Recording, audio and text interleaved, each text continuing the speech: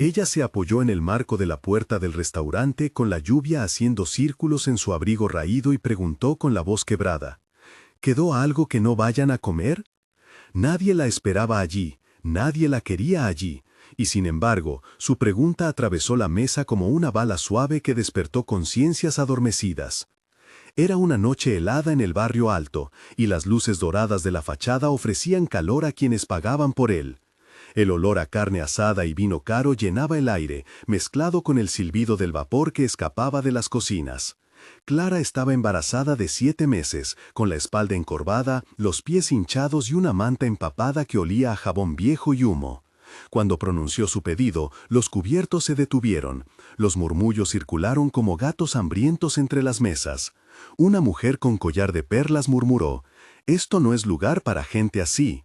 Un hombre dejó la cuchara a medias, sorprendido, pero otro hombre, sentado en la cabecera, se inclinó y dijo: «Traiga aquí a esa mujer». No era una invitación mundana, era la chispa que cambiaría todo. Quédese hasta el final para saber por qué un plato compartido encendió una cadena de secretos y una investigación que nadie vio venir. El sabor del caldo caliente, la humedad pegada a la tela y el ruido de la lluvia quedarían grabados como el primer capítulo de una historia que hablaría de esperanza, perdón y pruebas que harían temblar mansiones. Clara tenía una mirada que quemaba, pero la voz suave de una mujer que escuchaba demasiado dolor. Había vivido los últimos meses en la estación de tren, tapada con cartones que olía a aceite y barro. Había perdido su casa después de que el negocio de su padre quebrara y la familia se fragmentara. Dormía con la certeza de que aquel niño naciente sería su amor y su redención. Su backstory cabía en 3 párrafos que se repetían en su mente. Una madre trabajadora que murió cuando ella tenía 10 años, un padre que se volvió distante y un hermano que huyó con promesas rotas. Desde entonces, Clara había aprendido a ocultar la vergüenza tras sonrisas pequeñas y a pedir limosna con manos temblorosas. Tenía 28 años, una cicatriz fina en la clavícula por un accidente de infancia y una marca de nacimiento en el antebrazo que parecía una isla. Esa marca sería la pista que conectaría su presente con un pasado que algunos preferían enterrar. Don Álvaro, el hombre que la invitó a la mesa, no era un héroe sin fisuras. Era un empresario de 70 años con ojos cansados y guantes de seda, dueño de una fortuna construida a base de mano dura y decisiones que habían quebrado vidas. Su hijo desaparecido, Pedro, había sido motivo de culpa y silencio en la familia. Don Álvaro, con su mansión, sus coches y su jardín infinito, tenía una soledad que el dinero no conseguía tapar. En la profundidad, su fortuna había secretos. Contratos firmados en oficinas con persianas bajadas, promesas a políticos y una disputa antigua con la familia Martínez. Su arrepentimiento era un lujo tardío y su curiosidad un vicio. A su alrededor giraban personajes que pronto serían claves. Mateo, el chofer que guardaba recuerdos, Lucía, la hija rebelde, Inspector Solano que veía pruebas donde otros veían excusas, la abogada Marco que no aceptaba sobornos, Rosa, la vecina que conocía los nombres de todos, Ana, la enfermera que atendió el primer dolor, y Padre Joaquín que ofreció refugio espiritual. Todos tendrían voz y actos concretos en la trama. La primera noche en que Clara comió caliente en un plato limpio fue una escena pequeña y gigantesca a la vez. «Siéntese», dijo don Álvaro, y la señora de perlas frunció el ceño. La camarera trajo un abrigo limpio y una taza humeante que olía a cilantro y pollo. La textura del pan, crujiente por fuera y tibia por dentro, parecía milagro. «Gracias», murmuró Clara. «¿Cómo se llama?», preguntó él. «Clara», dijo ella. «¿Y el bebé?». «Será un niño», contestó ella, como si en esa afirmación hubiera una decisión para todo lo que venía. El ruido de tenedores volvió lentamente, pero la atmósfera había cambiado. Ahora algunos miraban con curiosidad, otros con cierta vergüenza. Mateo observó desde la puerta del restaurante, con las manos en los bolsillos, el olor a cuero de su abrigo mezclándose con el perfume caro que flotaba de la mesa. Los diálogos se sucedieron con lentitud, expandiendo cada emoción. «¿Vives en la calle?», preguntó Lucía en voz baja. «Sí», dijo Clara. «Tengo miedo», agregó. «No estás sola esta noche», respondió don Álvaro. Fueron 10 intercambios entre preguntas y respuestas que delinearon confianza y desconfianza, que revelaron heridas y ofrecieron consuelo. En esa noche se sembró la posibilidad de un nuevo rumbo. El acto de bondad se convirtió en responsabilidad cuando don Álvaro insistió en que Clara pasara la noche en su casa. «No puedo dejarla en la lluvia», dijo. La señora de Perlas suspiró, pero Mateo, el chofer, ayudó a Clara a subir al coche. La mansión olía a madera barnizada, a velas apagadas y a libros antiguos. Su vestido nuevo rozaba telas que no conocía, y la almohada olía a lavanda. Durante los días siguientes, Clara recibió visitas médicas, ropa apropiada y un lugar donde dormir sin temor. La adaptación fue descrita con detalles sensoriales: el roce de sábanas nuevas, el sonido del reloj de pared, el sabor del té de jengibre, el brillo frío de la ventana al amanecer, el olor a detergente nuevo en las camisas prestadas. El personal de la casa reaccionó con una mezcla de curiosidad y cautela. «No es nuestro lugar», murmuró una empleada, «pero no podemos verla así». Rosa, que trabajaba en el barrio y conocía las historias, llegó con una canasta de frutas y cuentos de la vida de Clara que unieron a la comunidad. Ana, la enfermera, revisó la ficha de embarazo y anotó recomendaciones. Se realizaron las primeras pruebas para asegurar la salud del bebé y de Clara: ecografías, hemogramas, exámenes de sangre y una evaluación del estado nutricional. Las descripciones de los procedimientos médicos fueron explicadas con precisión. La ecografía mostró un perfil fetal estable, el hemograma indicó leve anemia tratable con suplementos, y el examen de orina descartó infección. La voz narrativa se volvió más objetiva en esos pasajes, explicando términos y pasos para dar verosimilitud. Pero la calma fue frágil. La marca de nacimiento en el antebrazo de Clara despertó curiosidad en Lucía, quien recordó una vieja historia sobre un niño nacido en condiciones parecidas hacía décadas. «Esa marca es igual a la de Ana Martínez», dijo Lucía en un susurro que pronto se volvió teléfono roto por toda la casa. Surgieron preguntas: ¿quién era Ana Martínez? ¿Qué había pasado con ella? ¿Por qué una marca podía unir dos vidas? Se ordenó un examen más profundo: cotejo de documentos, búsqueda en archivos y finalmente un examen de ADN.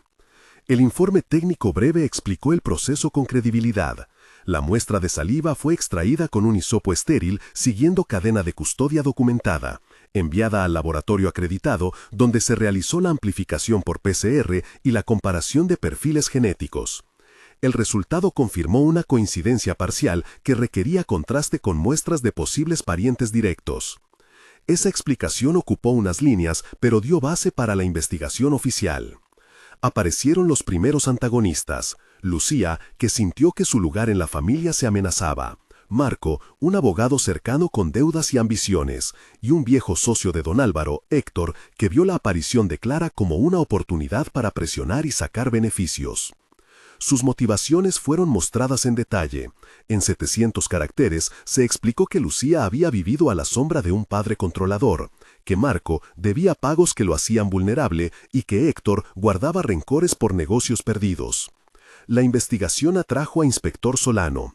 El procedimiento policial fue narrado con pasos y credenciales. La denuncia se formalizó en la comisaría, se solicitó custodia de documentos, se abrieron diligencias, se llamó a peritos y se tomaron testimonios de testigos. La narración de la pericia forense incluyó términos técnicos pero accesibles. El laboratorio comparó los y específicos del ADN, se estableció índice de probabilidad estadística y se emitió un informe pericial que sería clave en un proceso civil por filiación. Se describió la tensión en la sala de examen, las luces fluorescentes, el ruido sordo de una impresora, el olor a alcohol en los hisopos y el crujir de los papeles. Mientras tanto, en la mansión, la familia se fracturaba. «No podemos permitir que ella nos cambie», dijo Lucía en una discusión con su madre Catalina. «¿Qué quieres decir con cambiarnos?», preguntó Catalina. «Que si hay sangre distinta, todo puede reclamar una parte», respondió Lucía. Mateo, dividido entre su lealtad a don Álvaro y su simpatía por Clara, se convirtió en testigo clave. Rosa actuó como puente entre la comunidad y la casa, trayendo testimonios y apoyo para Clara. Padre Joaquín ofreció un testimonio sobre la red de apoyo y la importancia de proteger a la mujer embarazada. Los diálogos en esta etapa fueron más largos, con al menos 8 intercambios por escena, mostrando traiciones pequeñas que se curaban o se volvían abismos. La caída llegó con la exposición de mensajes y documentos que Marco había ocultado. Un sobre con cartas que vinculaban a don Álvaro con la familia Martínez se encontró en un cajón, y la prensa fue enterada por alguien con interés en escándalo. Esto podría destruirlo, dijo Héctor con sonrisa calculadora. Las acusaciones empezaron a volar. Se habló de adopciones encubiertas, de acuerdos económicos y de nombres cambiados en actas. La comunidad reaccionó con rumorología y algunos medios publicaron titulares sensacionalistas. Clara, acorralada por la exposición, sufrió una traición íntima cuando una exempleada de la mansión filtró imágenes de su estancia en la casa. La vergüenza se volvió pública, el restaurante que la había acogido recibió críticas, y la señora de Perlas se sintió confirmada en su prejuicio. Pero la narrativa no permitía un cierre fácil. Un momento de tensión clave mostró a don Álvaro enfrentando a su propio pasado. «Yo hice cosas por miedo», dijo con la voz ahogada. En 2 párrafos se detalló su lucha interna, los recuerdos de una decisión que arrojó a una madre a la pobreza, y la elección entre preservar su nombre o aceptar la verdad. Esos parágrafos mostraron su memoria, su culpa y su decisión final y ocuparon el espacio emocional exigido por la estructura. El conflicto judicial avanzó con diligencias, audiencias y testimonios que desgastaron a todos. Se describió el juicio con escenas de sala, el sonido del mazo del juez, el murmullo de periodistas, el olor a papel y café, la tensión en el banco de los acusados. La defensa intentó desacreditar peritos, la acusación presentó testimonios de Rosa, Ana y un viejo registro en un hospital público que vinculaba fechas y nombres. «No es solo ciencia, es historia», dijo el perito doctor Rivera frente a la corte, explicando la metodología utilizada para cruzar datos genéticos con archivos civiles. El veredicto no fue inmediato. Hubo recursos, llamados telefónicos filtrados y nuevas pruebas que complicaron la trama. En uno de los momentos de mayor tensión, Clara fue acusada por algunos de manipular su origen para obtener beneficios, una acusación que la hirió hasta lo profundo. Sus lágrimas temblaban como vidrio en la sala, y su silencio fue más elocuente que 1000 palabras. Este instante tuvo 3 párrafos que mostraron su dolor, su memoria de infancia y la decisión de seguir adelante o no. La comunidad, dividida, se alzó en defensa de la verdad. La redención llegó de formas inesperadas. Un testigo clave, Pedro Martínez, cuyo nombre había sido borrado de la historia, apareció con documentos que acreditaban pagos y correspondencia antigua. Pedro había vivido en la periferia, con cicatrices y remordimientos, y su testimonio fue de 500 a 600 caracteres que atestiguaron el arrepentimiento y la revelación de una verdad oculta. Con su ayuda, se comprobó que una adopción informal y una serie de pagos habían intentado silenciar un nacimiento problemático años atrás. La confesión de Marco en una llamada grabada demostró sobornos. Héctor fue arrestado por intentar obtener ganancias a partir de la desgracia, y Lucía enfrentó la posibilidad de perder su posición heredada. Clara, en público, habló con dignidad. «No pedí privilegios, pedí una oportunidad», dijo. Su sinceridad cambió mentes. El juicio derivó en acuerdos y en sentencias para los que cometieron delitos. Antes del clímax hubo una secuencia de rescate que puso a todos en riesgo. Un intento de secuestro del bebé por parte de alguien que temía que un nuevo heredero cambiara el equilibrio económico generó una noche de pánico. Mateo, alertado por una nota, corrió por los pasillos de la mansión entre la madera que resonaba, el perfume que se volatilizaba y el grito ahogado de Rosa. «Alguien está en la puerta», gritó Ana. La tensión fue mostrada en 2 párrafos con memoria de decisiones pasadas, la reacción instintiva de protección y la elección arriesgada de enfrentar a los agresores. El rescate fue logrado gracias a la rápida intervención de Inspector Solano y un equipo que llegó guiado por llamadas y rastreo de teléfonos. Las pruebas periciales recogidas en esa noche incluyeron huellas digitales, restos de telas y una grabación que sería presentada en corte posteriormente. El asalto fallido consolidó alianzas entre personajes que hasta entonces desconfiaban. La resolución judicial y moral cerró arcos. Héctor y Marco recibieron condenas por corrupción y conspiración. El peritaje confirmó la filiación en términos jurídicos y don Álvaro aceptó públicamente su responsabilidad moral y un compromiso económico para garantizar la salud del niño. Lucía pidió perdón públicamente y su acto fue descrito en un párrafo íntimo. «Perdóname», susurró, y hubo lágrimas contritas. Clara recibió la custodia y la protección legal que necesitaba, aunque el proceso apenas comenzaba para sanar heridas.